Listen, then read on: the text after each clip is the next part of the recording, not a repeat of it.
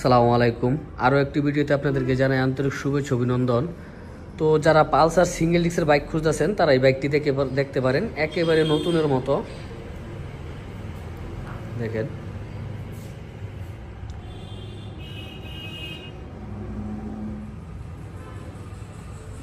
কোথাও কোনো ঘষা মাজা বা কোনো অ্যাক্সিডেন্ট হিস্ট্রি পাবেন না। বাইকটি একেবারে সুপার ফ্রেশ কন্ডিশন। তো যারা পালসার সিঙ্গেল ডিস্ক খুঁজতেছেন তারা নিঃসন্দেহে বাইকটি নিতে পারেন।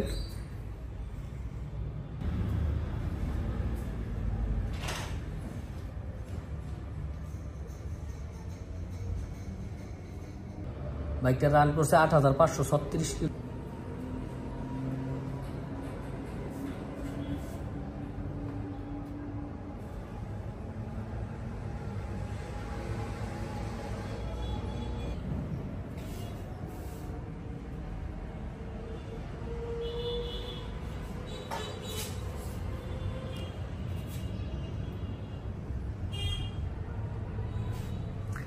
তো এই ছিল আজকের ভিডিও। যদি বাইকটি ভালো লাগে তাহলে স্ক্রিনে দেওয়া নাম্বারে ফোন দিয়ে জামটা দিয়ে নিয়ে দিন। আসসালামু আলাইকুম।